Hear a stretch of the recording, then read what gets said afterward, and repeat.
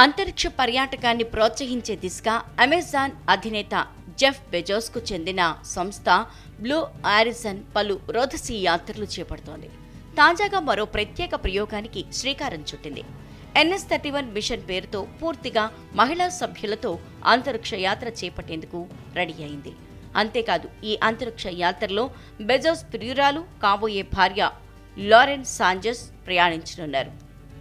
Lauren సాంచెజ్తో పాటు pop singer Katy Perry, CBC news anchor Gayle King, పౌర హక్కుల కార్యకర్త అమందా గుయోన్, సినీ నిర్మాత కెరియన్ ఫ్లన్, నాసా మాజీ శాస్త్రవేత్త ఆయిషా బోవే, న్యూ షెఫర్డ్ వ్యోమగామిలో రోదసీలోకి వెళ్లనున్నారు.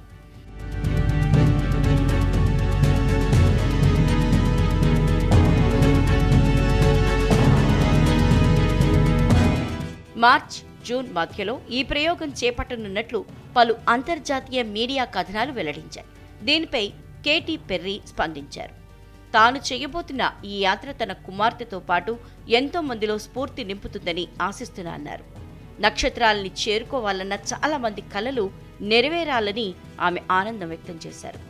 2021 నుంచి బ్లూ ఆరిజ్ సంస్థ సంపన్న పర్యాటకులతో రోదసీ యాత్ర నిర్వహిస్తోంది.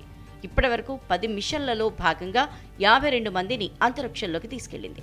సంస్థ అధినేత జెఫ్ బెజోస్ కూడా న్యూ షెఫర్డ్ వ్యోమనౌకలో రోదసీలోకి వెళ్లి భూమి మీదకి తిరిగొచ్చారు. అయితే ఇప్పుడు పూర్తిగా మహిళా సభ్యులతో యాత్ర చేపడుతోంది సంస్థ.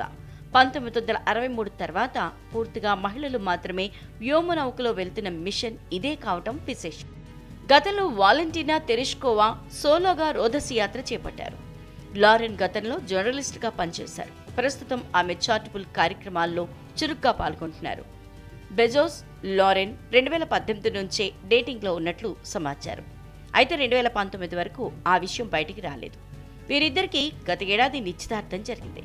బెజోస్ తన భార్య మెంకీజీ స్కాట్తో ఉన్న 25 ఏళ్ల బంధానికి స్వస్తి పలుకుతూ విడాకులు తీసుకున్నారు.